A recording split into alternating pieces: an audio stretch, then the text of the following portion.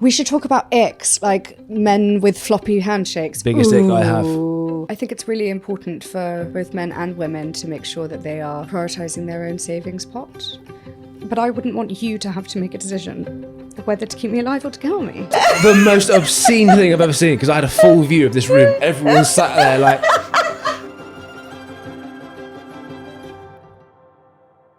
What up, Lou Dog? What up, Rye Dog? You got nice new slippers on today? They're not slippers, they're mules. It's like a cheese grater in between my big toe and my second toe. You said the same thing about your underwear last night.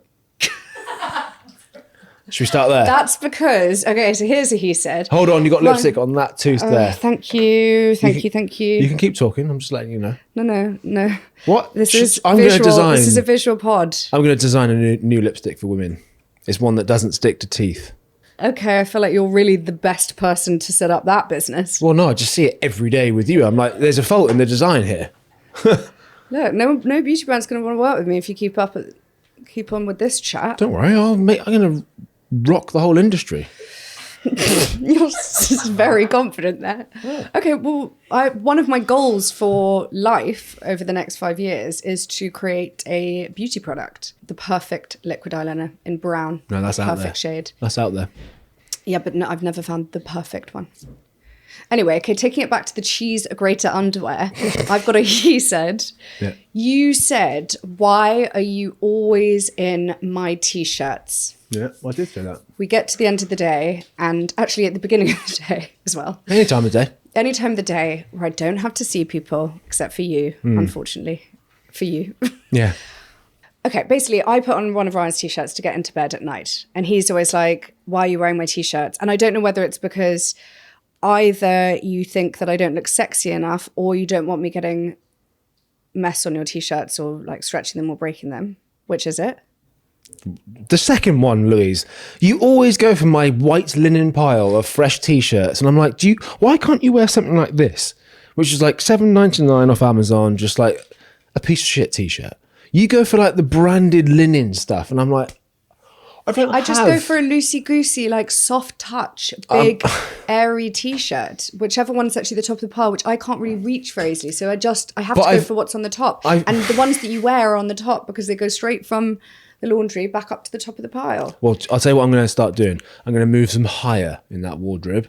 Okay. Well, then can you create a pile for me? I'm going to bring down like the non-branded baggy holy stuff, which you can reach. Right. And all of my like nicer t-shirts that I reserve for moments of filming or whatever, they're going to go right to the top. Yeah, but I don't want the ones that are so holy that they have those big gaping sleeves that my tits then poke out, because sometimes I'll grab one of your vests and they're so big. Look, the perils of being a woman mean that I wake up, I have all of this, I have these products on my face, I have all this slap on my face, I've got a tight underwear bra under my boobs, and I've got cheese grater up my bum.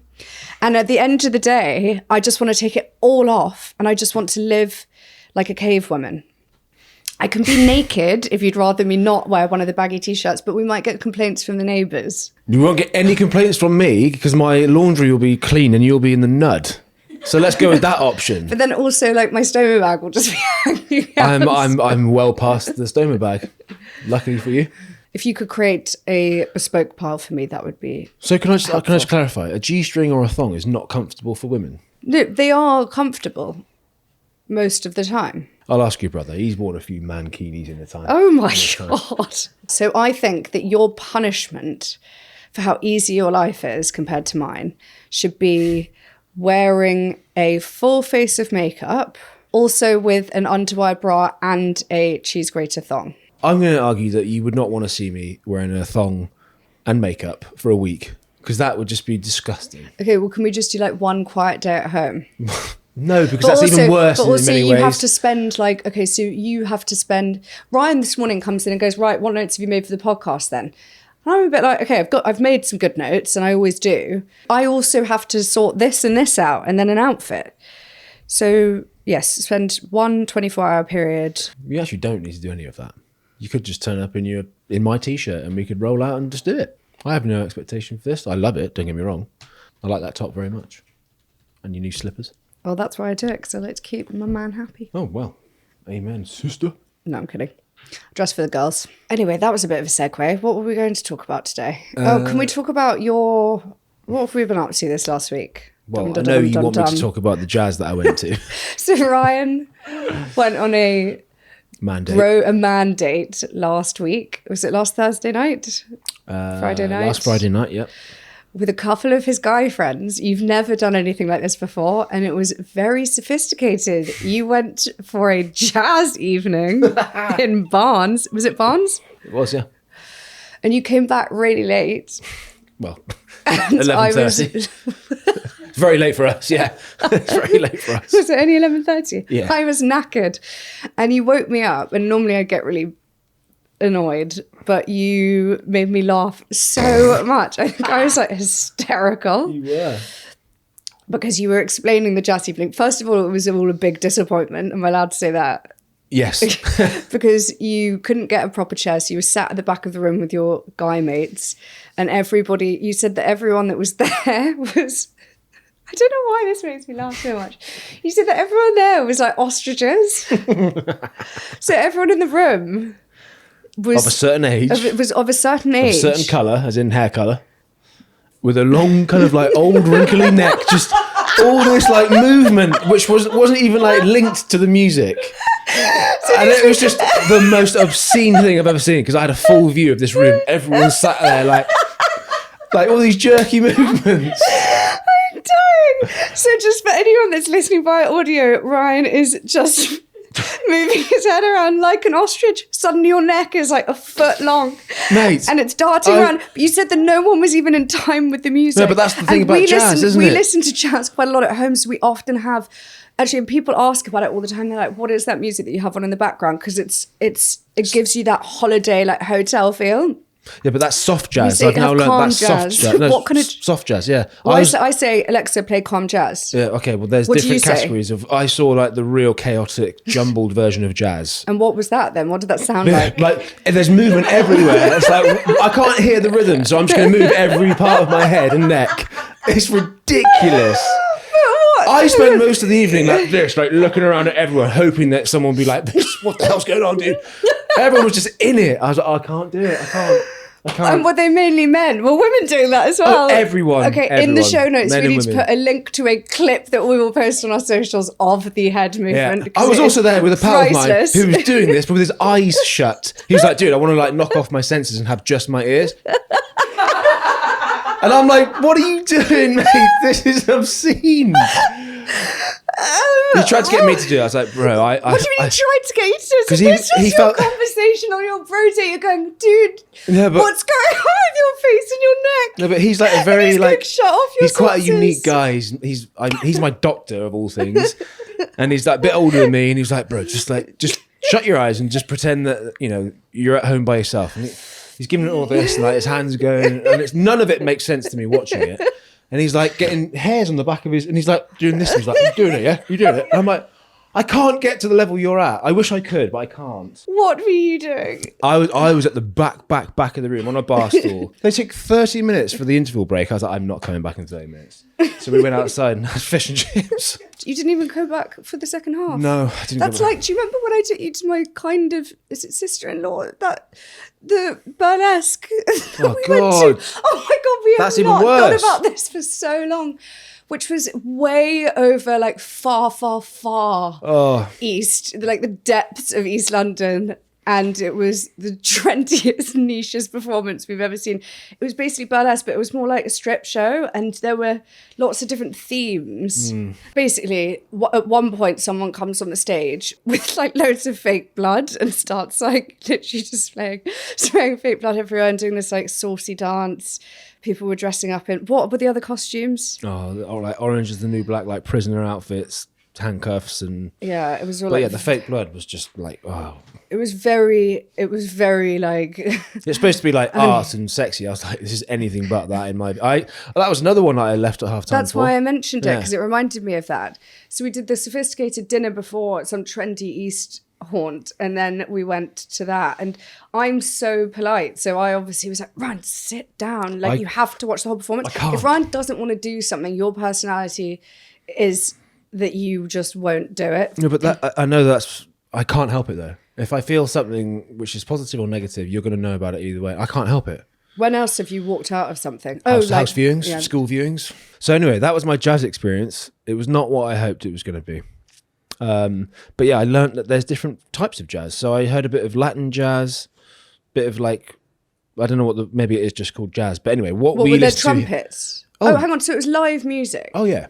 What was there? Were there like cellos and... No, that's okay. So double bass?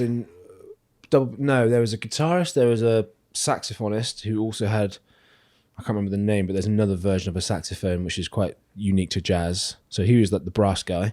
You got a pianist who also doubled up as a double bass or something. He was like a super wizard on these things. And then you got a drummer. So there's 4 dudes. Okay. And with jazz, by the way, it's so funny because they each have like a solo or a segment. And so if the drummer's going in his own little world, like all this crazy sounds and movements, the other musicians like turn in and face at him, and they're all, again, they're joining in all this. And they're like really smiling. It's like they have like utmost respect for the musicians, which is quite cool. Sweet. Yeah.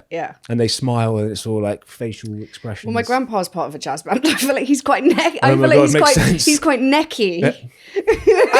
Actually, the Thompsons would be great in this environment. You'd be right at home. My brother was really good at the trumpets. Like we're all weird necky jazz people. It all makes sense. This is also making me want to watch the Sex and the City episode where Harry dates the jazz guy. Mate, I'll always watch that show. I'm a big fan. You are. Shall I tell you something else that's pretty cool? Yeah. Today, on the morning of our podcast, I got a DM from a guy on Instagram. This guy used to play rugby for England. He's like, if I showed you a picture of him, you'd be like, he's alpha to the absolute maximum. Yeah. His name's Joe Marler. He won't mind me mentioning that because I was just speaking to him. He says that he's listening to our podcast and he thinks we're doing a really good job, which I think is really lovely because he is probably not your sort. I wouldn't really imagine that this podcast would land on his phone or in his ears, but it is, and he really likes it, which I think is epic. Does that make you feel really like happy and motivated, or does it make you feel like nervous? I think it's amazing because obviously I've watched Joe Marler play rugby for England, probably with my, mouth like this, like. Because he's actually the same age as us. Yeah. Looks like a superhuman brick shithouse. Yeah, and achieved a lot in the sporting world. And it's just great that what we're talking about and the material and content we cover, he is listened to and likes, and took the time to tell me about it. You did a podcast last week with Giovanna Fletcher. I did. She's so nice, isn't she?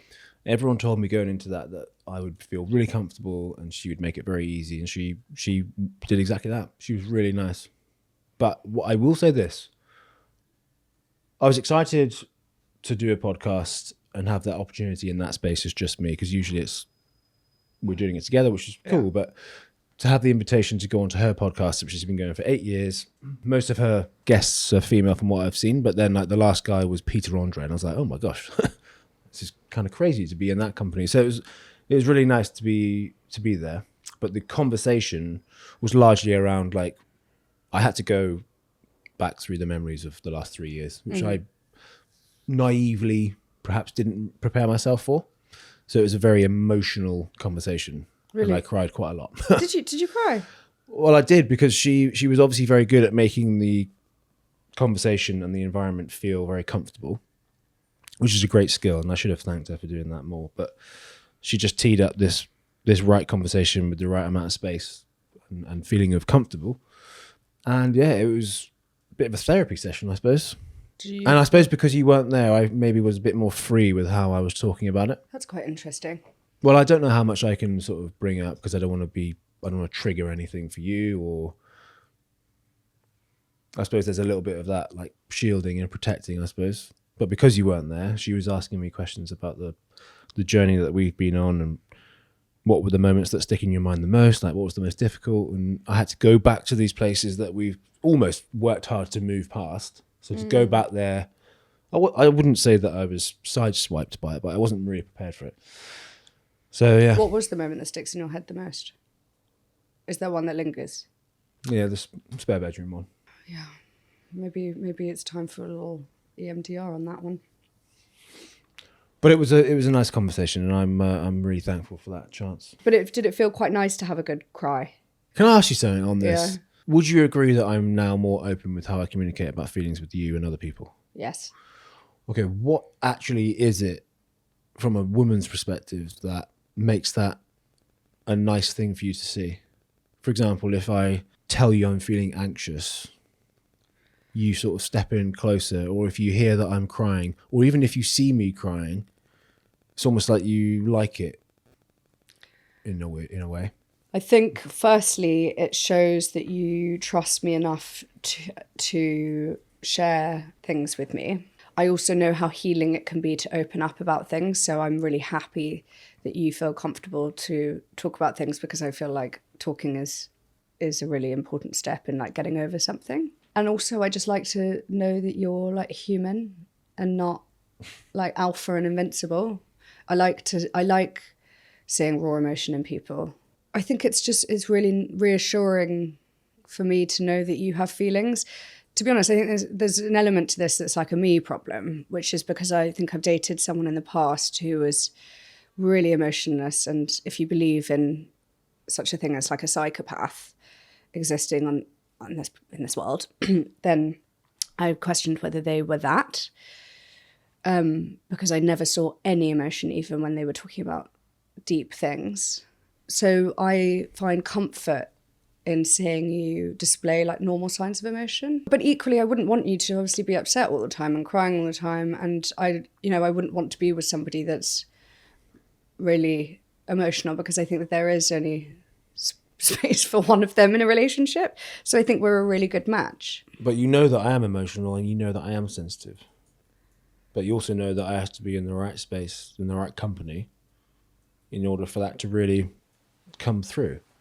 But when I came back from that podcast and told you that I'd cried a little bit, which I didn't feel great about admitting that, but I was like, I better just tell her how it went and be truthful. But you almost celebrated it, which to me was a little bit odd. I don't think I celebrated it. Well, you were like, did you? I knew that. Did you? I know that you then would have really connected the person you were having the conversation with, and those kinds of conversations I find really powerful to listen to, but also are very empowering on a personal level. What I'm trying to say is, whenever I show you some emotion, whether it's tears or I'm anxious or I'm nervous about going on a podcast, whatever it is, you seem to celebrate that. Maybe you're just celebrating the fact that I've admitted it, or maybe you actually just like to see that I'm emotional. I quite like to be able to be in a position where I can help you. I don't want like a wounded soldier as a partner, but I do quite like to offer advice. And so if you do say that you're anxious ever, which you've actually never said to me, but I did read it when I opened your and you came tablet thing last week, which you spoke about.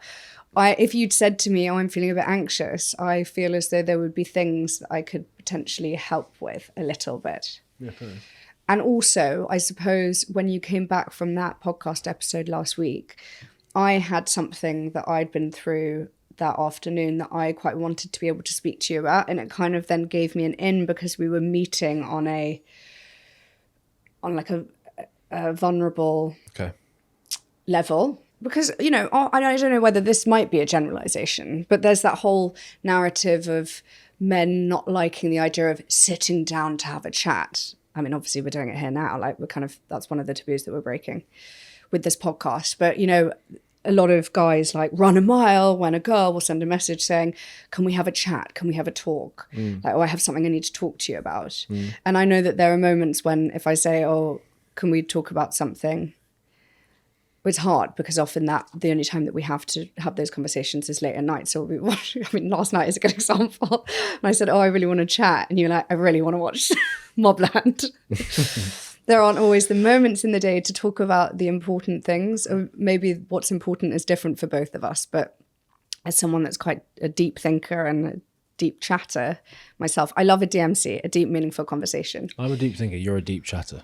I enjoy what goes on in that deep thinking head of yours. Yeah, I know, but some of it I don't need to share as much as you probably want me to. But it's important for you to know that I'm not without emotions. What was the thing that you did on that afternoon then? I had a meeting with the lawyer who came round to the house, who is sorting out my will, which I mentioned last week. Yeah. So I did that now, and I learned quite a lot. And actually it was quite emotional. I was very emotionless the whole way through, and I was sort of doing that thing where you kind of awkwardly laugh. But then when she started asking me about who's going to be my power of attorney when it comes to health, right, then I found myself thinking about like real world scenarios where I wasn't in a position to make decisions for myself. And that made me feel quite upset.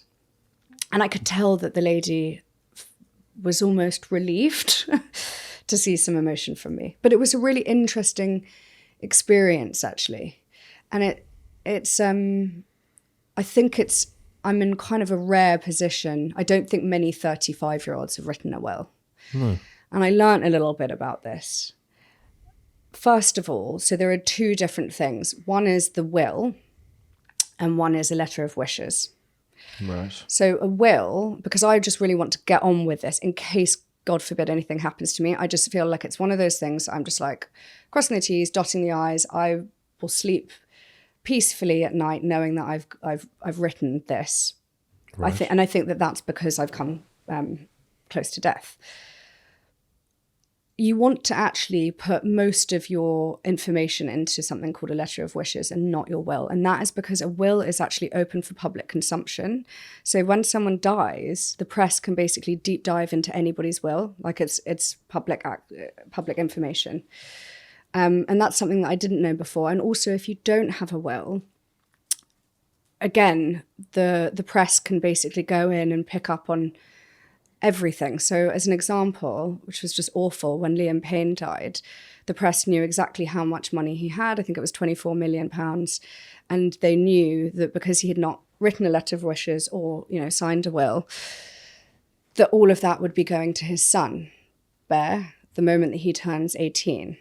It's a really, that whole story is a tragedy, and it makes me upset even thinking about it. But I wouldn't want a motherless or fatherless or parentless child to inherit everything when they turn 18, because I don't think that they would necessarily be in the right position to make sensible life choices. I know that I definitely wasn't. If I look at where I was when I was 18, despite the fact I thought that I was really grown up, I had really unhealthy relationship with alcohol. I had really unhealthy, toxic relationships with men, with everybody and everything in my life. Right. So being lumped with a sum of money would not have been a good thing. Right. And that's where I just want to make sure that I've got a plan in place that means that good decisions can be made. So there are, and actually one of the things, so there are a few, it's quite a deep conversation, isn't it? I did mention this to you afterwards, because one of the things that she said to me, so you basically have to choose executors for your will. So if anything, God forbid, does happen to you and you do die, these are the people that then can action everything that you would like to happen. Are they going off your letter of wishes or the will? Which one the carries will is more? kind of a basic summary, and it's more the letter of wishes that they look at. And so then you need to choose these people. And it's really like thought-provoking, because you can choose 1, 2, or up to 4. I mean, I think you can probably choose more than that. But you need to choose people then that you really trust and who can all come together, that get along, that are going to be able to act on your wishes. Right, okay. And that's quite hard, I think, for some people. And actually, I asked her, I said, okay, well, have you just chosen your parents and your partner or any siblings that you have? And she actually had chosen, one of the people that she'd chosen was a good friend of hers. And looking at all of the responsibilities that this person would have, I realized, God, I need to get some more responsible friends, because as you get older and your parents pass away, then you can't choose them. And then who are you roping into this like really important group of people? Yeah, okay. Do you know who you would choose? I mean, you're lucky because you've got 2 brothers. Yeah. And then it made me think, gosh, well, it's these sorts of circumstances that make me want to be able to offer up a sibling for Leo, because it does make me realize how much I lean on Sam, and then obviously my parents, and then you. And I'm very, very fortunate to have that group. But one of the things that did get flagged, so an executor does everything once you die, but then a power of attorney, those are the people that make decisions when you're still alive, but you're not able to make those decisions for yourself. So say if I was to get dementia, or if I was to end up in a coma. It's a harder job, then. It's actually a harder job. And it's split into 2. So there's financial powers of attorney, and they're health powers of attorney. And I'm not your health attorney. That's what I basically had to have the conversation with you about. Good. Because she said you should tell Ryan, because if something was to happen to you and then suddenly, you know, these documents get placed into your guys' hands, that you might be offended that you've not got that role. But the reason that I wouldn't want you to have that role, gosh, and this is actually the only time that I got upset when thinking about this whole will thing, because all of it was just, you know, monetary up until this point. It was all financial, and none of that really matters in the grand scheme of things. But the health stuff felt more personal. But I wouldn't want you to have to make a decision whether to keep me alive or to kill me. Sparing me that one. I'm sparing you that one. But then, okay, so more of the light stuff is like, who would we want to look after the dogs if I was to die? Because I'd need to make a decision on that. Did you put a name down for that? Did you put a name down for that? Yeah, and then I went like, okay, so let's talk about the fun stuff. Like, which charity can I give a bit of money to? Like, oh, maybe I'll give my life coach that little bonus, so she'll be happy, and people will remember me for being generous. Like, who gets my makeup bag? Like, who gets my handbag? I think as a couple, we need to make a decision on who would look after Leo if we were to both go down in like a plane crash together. Yeah. And that's something, because I'm going through the motions of creating this will, that's something that I would need to add in there. And we can... You need to, or you have already? I have already. I've decided. On and then one. she said, oh, you should probably tell that person or those people, because they're basically family members that have 2 kids that I think are incredibly responsible and bring up their kids really well. and it's very personal. And I just don't think I could actually tell them that. So, surprise! So you'd like me to tell them that you've made the decision? No, I don't think. Do we need to tell them? Oh, yes, of course you need to tell them. But what if they say no? Oh, they won't say no. Because if you don't have a will in place, and I'm not on here to I'm not being paid to talk about wills. Like, this is something that obviously most people will just never think about in their life. But well, at some point they would, but later on. Or I think it takes like some sort of traumatic incident, perhaps like a parent dying or you becoming unwell yourself, or, you know, maybe when you do have kids and you start thinking a bit more about their future. Well, yeah.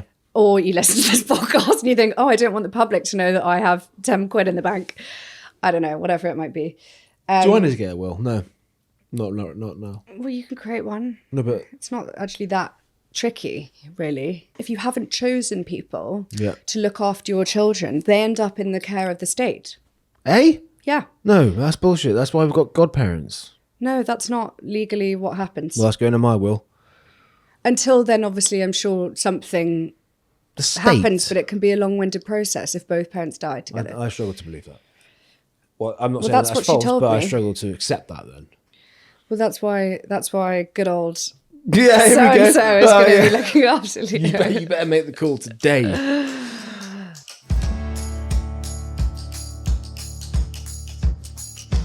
Okay, so we spent 24 hours apart this weekend. It was more than that, wasn't it? No. You only gave me 24 hours. So how'd it go? It was cool. I do love the New Forest, and obviously being around wild ponies and all the cattle that roam around the campsites is really great. We went to that ornamental drive, which if you haven't been there, you should go to. Remember the one with the giant redwood trees and that sort of road that goes through the forest? This is Hampshire, about an hour and a half out of southwest London. It's really beautiful. I do love going there. It's a little hidden gem. We stopped off at Limewood for a lunch, which was kind of nice. Yeah, it was cool. I think I was just probably going in there with high expectations because of just previous experiences. But what was the highlight? So best bit and worst bit. Highlight, low light. Ooh, well, the weather was a particular low light, I must admit. Leo, did you feel a bit guilty with the weather? Although you can't control the weather, but you did actually drag a couple of guys who left there. So you obviously took Leo and you went with your brother. Why'd you have to package it up like that? I dragged people who left their families on bank holiday. They made such a commitment to you and it rained. No, look. Not quite like that. No. I said, would you like to come camping with me and Leo in the forest? I'm going to combine a little bit of work, but mostly play. And they're like, yeah, dude, I'd love to. But yes, to answer your question, I did. The whole drive home, While you're on in your the roof rain. tent, in your snazzy roof tent, Let and they're me- in like tiny little tunnels on the floor, like little worms. You're dining out 5-star, stealing all of the butcher meat Can I tell this from story? our fridge. Can I tell the story? Yes. I spent the whole drive home in constant rain, looking at the boys in the rearview mirror on the motorbikes, getting sprayed, getting nailed by the wind and rain. I felt terrible the whole time. I did not have a good day yesterday. So yeah, I did feel terrible for that. But I can't control the weather. True. But it was nice. I stupidly forgot the milk bottle, so that caused some drama with me and Leo. It resorted to me putting a cup of milk on the barbecue, which was a charcoal fire, trying to heat that up, which was tricky. Well, you did actually take some milk though. Yeah. I had Well, you two. sorted yourself out for a nice tea and a coffee. Yeah. Yeah, but milk for him as well. Was it stressful? Well, no, what was the best bit? I want to actually hear the good stuff. It was stressful because I was trying to wear too many hats. I was trying to do too many things at once. I was trying to focus on everyone having a good time primarily, closely followed by the fact that Leo was there with his cousin, and I was like, I want you guys to bond and have a great time. Didn't pack a single toy, which I don't regret because they were just running around playing in the leaves, and there was like a wooden built fortress that they loved. They were running up and down the ladder into the tent and jumping off onto mattresses and all that sort of stuff. So they had a great time. We FaceTimed for a hot minute, and the only bit that I saw was both of them literally standing on each other's chests. They were being taking boys it in turns in the to woods. jump on each other's chest, and I'm thinking, oh my God, he's 2 years old. He's going to break his ribs. They had a really good time, and it was confirmed by when we got into the car to drive home. They both hit the chairs and went boom, and fell asleep for the whole journey home. So they were non-stop playing. Okay, good. No screens, no toys, just themselves in the woods. So that was cool. You did have a screen though, I had a 100-inch screen. I did, yeah. and you watched a boxing movie. Well, when the boys were asleep, Louis, are you looking for ways to try and like shank me here? No. I'm just intrigued because it's just so, men are just so intriguing to me that like, So are you. You're all out there and you just like got a little cold barbecue going, couple of sausages on the grill, no entertainment. You're just like sat there, just sort of just soaking in the landscape, and then like probably just wrestling, and then like, oh, okay, let's get the cinema screen out. Oh yeah, let's watch a boxing movie. Let's watch men just punching each other. And that's fun for you. Is that, what else did you do on top of that? Tell me what else you did. No, on I have a top of question. that. Tell us all what you did with your 24 hours, and let's see if it's any better. Over to you. No, but wait. Okay, before we No, move no, on no, to that, because you're trying to before buy we move- time to but make up something cool. I said that She played pickleball. No, hang on. She did puzzles. I said that I wasn't going to tell you what I did. And listen, Ryan came back. Okay, he looked around the house, and what he would have expected to see was not there. So Ryan expects to see immaculate house because, as Ryan's favorite word is titivating or titillating, whatever it is, titivating because you like the fact that when I'm on my own and I get a free minute, sometimes you'll literally even leave the house so that I can do this on the weekend. I go top to bottom and I tidy the entire house, take everything out of the cupboards, color coordinate, it's the full package. Like, I go to town. You came back and a finger had not been lifted. Like, nothing was in a different place. And your face was so confused. And then your head, I could see the cogs whirring around. You looked at me. You actually looked a bit scared because you were like, oh my God, I actually don't know what she's been doing. And you were a bit, and you thought I'd been up to no good. You had been up to no good. What do you mean I've been up to no good? What, I've been cheating on you? I had not. I just decided to be a real lazy girl. And instead of the things that people I think typically find fun on the weekend or in the evening, which might look like, I don't know, like a bit of online shopping or a bit of booking a trip or... So why do I have 73 links on the home renovation group? Busted. Oh, yeah. Oh, yeah. Okay, so hear me out with this. No, you're chatting shit. So when I do stuff, the whole point is that like I'm always trying to do things too well and too quickly and just ticking things off a list, right? So instead of like, you know, using the shopping vouchers that I had, or I decided I needed to like actually properly slow down and not do anything that resembled a like a productive task. A job. And so much of even like joyful things to do can then turn into a job, because when you're comparing like the best pants supply or the best whatever it is, Not the cheese grater. not the cheese graters, it then becomes this big job. And I just needed to turn everything off, so I just switched everything off, and I just had like the ultimate lazy girl weekend. I plucked like a few hairs off my body in unwanted places that I don't really have the chance to do so normally. I'm the nerd. I'm the absolute square nerd who's in the forest, and you're plucking hairs from your shins. But like where well thank you, because that's a nice place to start. Like that, you could have gone a little bit more offensive than that.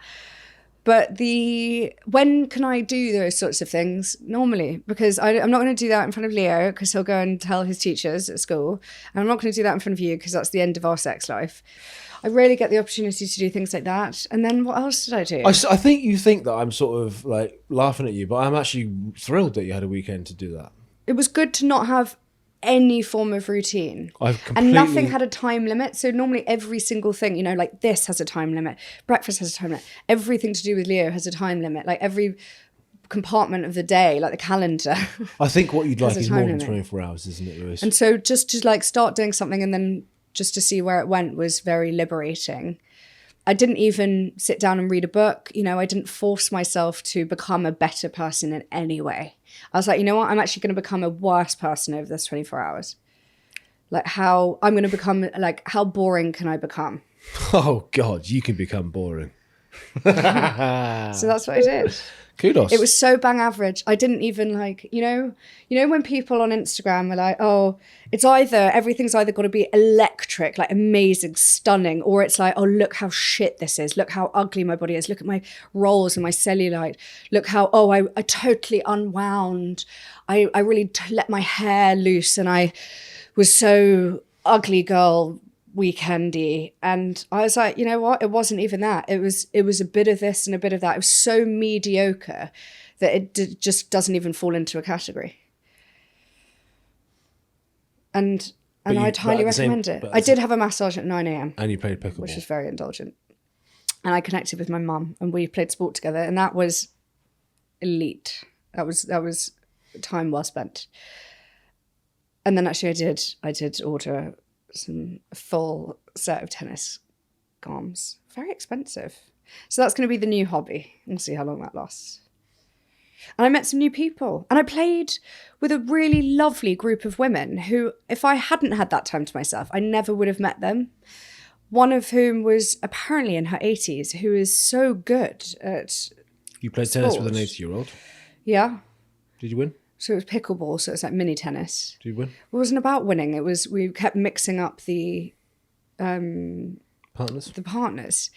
And it's a bit like ping pong, because it's quick and you only play to 11 points, so it doesn't really matter too much, and you don't have to do the other. Yeah, it is competitive. I think what it made me realise is that we have lived our life through the lens of Leo for the last 3.5 years.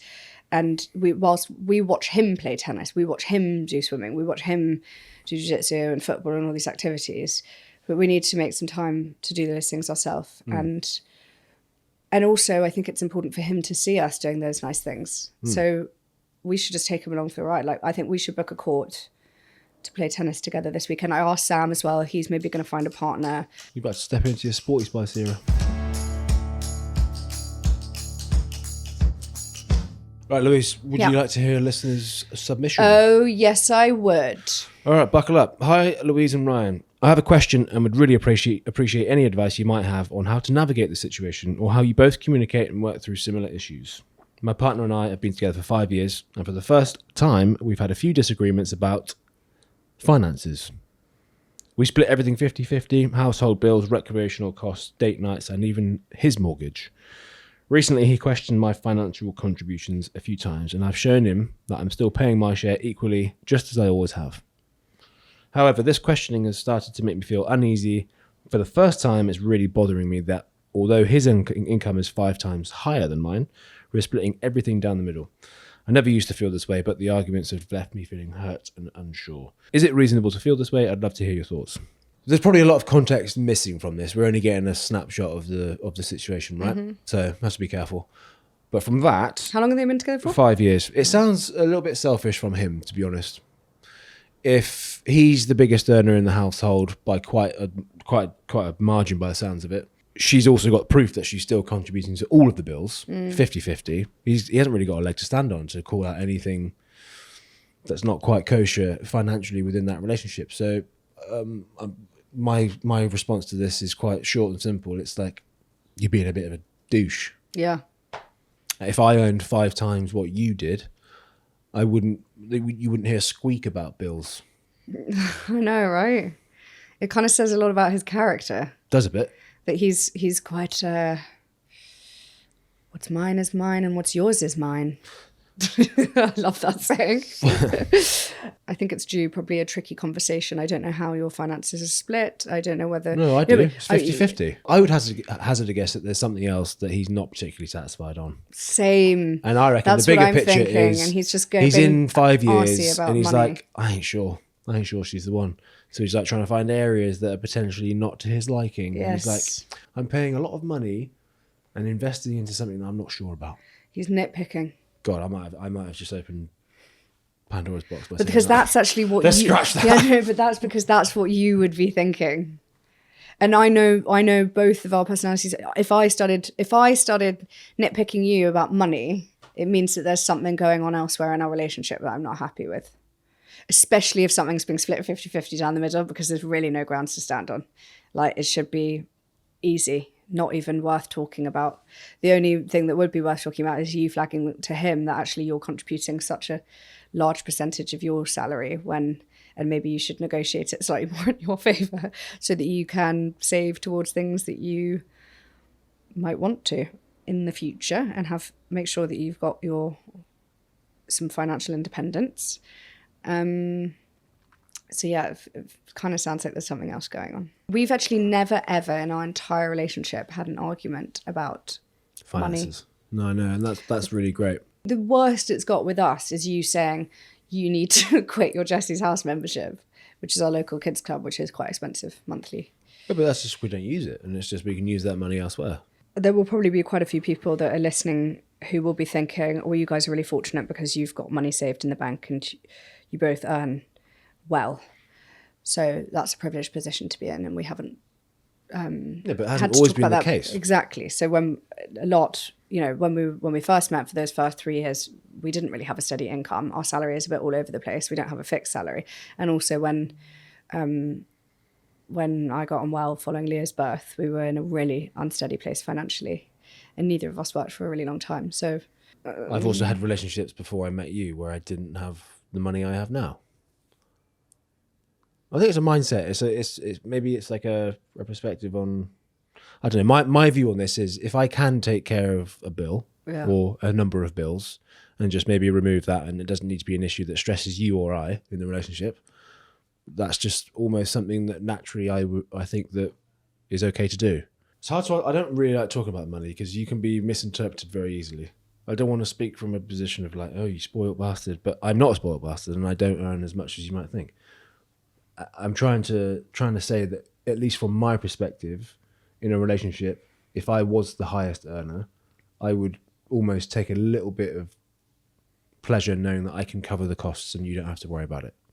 And that's just my male perspective on this situation. That's all I can really say on it.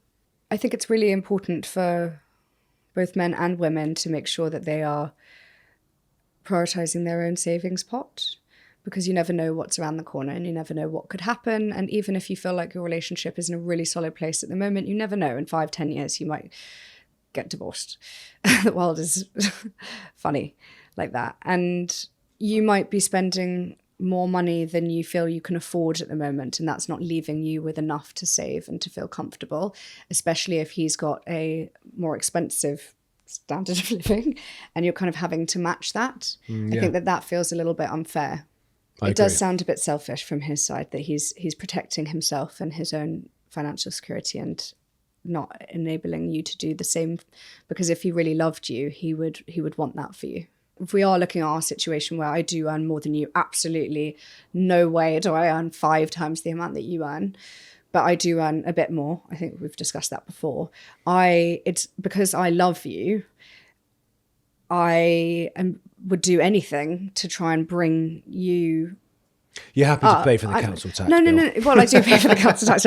No. I try to educate you to make sure that you are saving, because I know how important it is for you to have a savings pot and for you to have your own independent. Because you're going to run away with Miriam Margolyes. No, I'm not. I love Miriam Margolyes. I would run away with her, but so hence I'm trying to teach you about